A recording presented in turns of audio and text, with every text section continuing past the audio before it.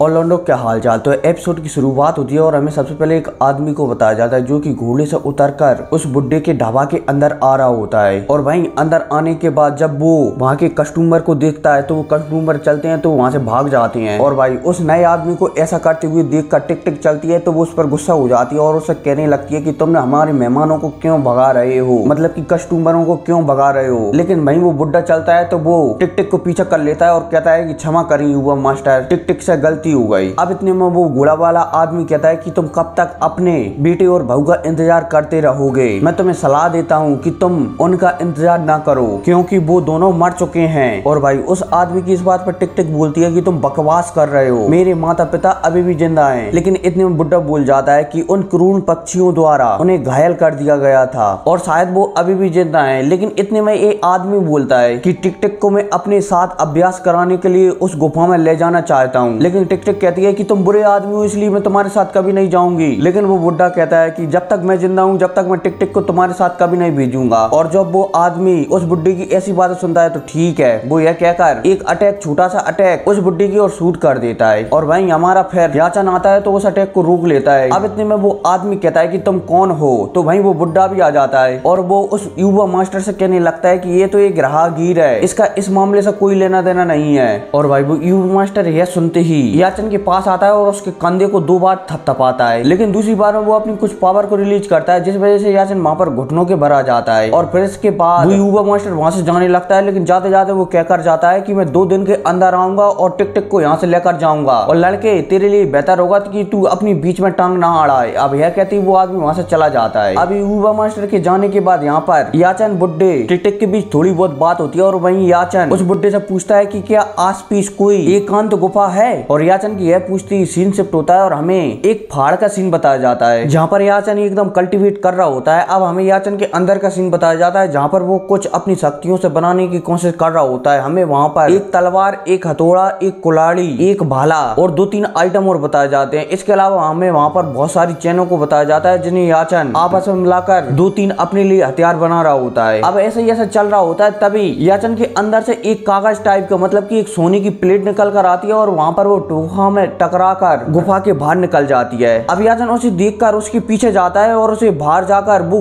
Plate एक पेड़ में अटकी हुई मिलती है। याचन उसे बाहर निकालता है और को सोचने लगता है। लेकिन तभी आसपास के 10-15 पेड़ कटकर नीचे गिर जाते हैं। याचन वहाँ पर समझ जाता है कि शायद मैं इस प्लेट को हथियार के रूप में इस्तेमाल कर सकता हूँ। और फिर क्या इसी के साथ सीन शिफ्ट होता है और हमें फिर एक और जगह का सीन बताया जाता है जहाँ पर वो युवा मास्टर जो टिक टिक को ले जाने की बात कर रहा होता है वो वहाँ से जा रहा होता है और उसके कुछ सैनिक आसपास के लोगों को परेशान कर रहे होते हैं और वहीं याचन उन सबको देख रहा होता है। अब इसी के साथ सीन शिफ्ट होता है और हमें रात का सीन बताया जाता है जहाँ पर वही युवा मास्टर और उसके कुछ कर्मचारी जा रहे होते हैं। अब इतने में वहाँ पर याचन आता है और उन चारों कर्मचारियों को वहाँ पर एक ही अटैक में बेहोश कर देता है, मतलब कि मार डालता है। अब इतने में वहाँ पर याचन कहता है कि क्या 7वें युवा मास्टर को डर नहीं लगता, मतलब कि डर लगता है जो इतनी जल्दी यहाँ से भाग रहा है। अब इतने में वो युवा मास्टर हमारे याचन की ओर देखता है और कहता है क्या तुम वही हो। और भाई युवा मास्टर की ऐसी बातें सुनकर हमारे याचन कहता है कि बॉक परिवार, मतलब कि बांग परिवार और ली परिवार के बीच बरसों से विवाद चल रहे हैं और फिर भी तुम उन्हें परेशान कर रहे हो। लेकिन इस पर वो युवा मास्टर कहता है कि तुम क्या कहना चाहते हो। इस पर याचन कहता है कि तुमने टिक टिक के माता पिता को मार डाला ना। अब इस पर वो युवा मास्टर कहता है कि बीच में टांग अड़ाने वाला व्यक्ति ज्यादा समय तक जिंदा नहीं रहता। तो वहीं याचन कह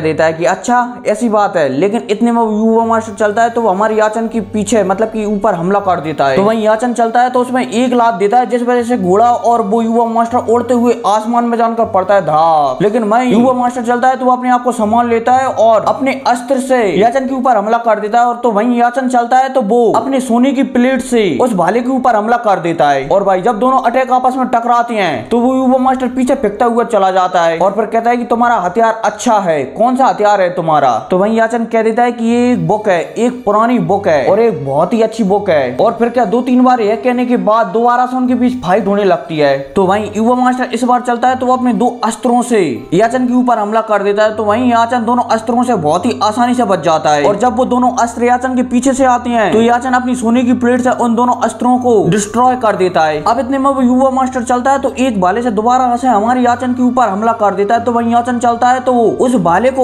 उस सोने की प्लेट से 2 टुकड़ों में बांट देता है और सीधा युवा मास्टर की छाती में एक लात घुमा कर देता है जिस वजह से युवा मास्टर पीछे घिसटता हुआ चला जाता है धड़ाक। आग। अब इतने में याचन चलता है तो युवा मास्टर की छाती पर लात डल लेता है, जिस वजह से युवा मास्टर वहां पर तड़फड़ाने लगता है। अब इतने में याचन इस युवा मास्टर से पूछता है कि मुझे बताओ कि तुमने टिक टिक के माता पिता को क्यों मारा। तो ये युवा मास्टर कहता है कि मैंने टिक टिक के माता पिता को नहीं मारा। लेकिन फिर याचन जोर से अपनी ताकत लगाता है, मतलब कि थोड़ी बहुत, जिस वजह से ये युवा मास्टर अपने मुंह से उगलने लगता है कि मैं उनसे नफरत करता था, इसलिए मैंने उन पर जानवरों को आकर्षित करने वाला पाउडर छिड़क दिया था। और जब वो उस गुफा से बाहर गए थे जड़ी बूटियों को ढूंढने के लिए, जब एक बिजली पक्षी ने उन पर हमला कर दिया और उन्हें मार डाला। अब इसके बाद ये युवा मास्टर कहता है कि तुम्हें जो पूछना था मैंने तुम्हें वो बता दिया है, इसलिए अब मुझे जाने दो। लेकिन याचन कहता है कि तुम्हें टिक टिक के माता पिता को मारने में शर्म नहीं आई, इसलिए अब तुम्हें यहाँ से जाने देना मुश्किल है। और तो और तुम टिक टिक और उस बूढ़े आदमी को ही परेशान कर रहे हो। और भाई याचन की ऐसी बातें सुनकर वो युवा मास्टर समझ जाता है, इसलिए वो अपनी 2 उंगलियों से अपने अस्त्र को वापस बुलाने लगता है और याचन के ऊपर उस अस्त्र से हमला कर देता है। लेकिन याचन उस अस्त्र से बहुत ही आसानी से बच जाता है। अब इतने में वो युवा मास्टर चलता है तो वो अस्त्र को लेकर याचन के ऊपर हमला कर देता है, लेकिन याचन उसे उठाकर रख देता है, जिस वजह से वो घिसटता हुआ एक भाले में जानकर लगता है और वहीं पर टिल हो जाता है। अब इतने में याचन को बताया जाता है, जो कि वहां पर कह रहा होता है कि तुम अपनी गलती से मरे हो, इसमें मेरा कोई भी दोष नहीं है। अब यह कहते ही याचन उस युवा मास्टर के पास जाता है और उससे एक बॉक्स निकाल लेता है और उस बॉक्स को खोलकर देखता है तो याचन वहां पर सोचने लगता है कि शायद इस समय मेरे शरीर को और भी ज्यादा, मतलब मेरी शक्तियों को और भी ज्यादा बढ़ा सकता हूँ। अब इसी के साथ सीन शिफ्ट होता है और हमें सुबह का सीन बताया जाता है, जहाँ पर याचन जा रहा होता है। तभी कुछ लोग घोड़े पर बैठकर आते हैं और उससे पूछने लगते हैं कि लड़के यहाँ पर जान नाम का कोई है क्या। लेकिन याचन वहां पर उन्हें देखते ही कुछ सोचने लगता है कि लंबा परिवार और उनके साथ एक लुटेरों की टुकड़ी भी, मुझे लगता है कि ये मेरे लिए और उनके लिए अच्छा नहीं होगा। और यह सोचते याचन वहां पर मना कर देता है कि मैंने इस नाम का व्यक्ति कहीं पर नहीं सुना है। और भाई उस लड़के की ऐसी बातें सुनकर वो लड़की वहां पर कहने लगती है कि हमें शायद अब कहीं और देखना चाहिए और कहीं ऐसा नहीं ये खबर गलत हो। लेकिन वो आदमी चलता है तो वो याचन पर गुस्सा हो जाता है, लेकिन वो लड़की कहती है कि गुस्सा मत हो, हमें यहाँ पर कोई भी परेशानी खड़ी नहीं करनी, इसलिए यहाँ से चलो। अब यह कहती वो दोनों वहां से चले जाते हैं। अब उनके जाने के बाद यहाँ पर याचन सोचने लगता है कि मुझे लगता है कि मुझे टिक टिक को यहाँ से जल्दी निकालना होगा।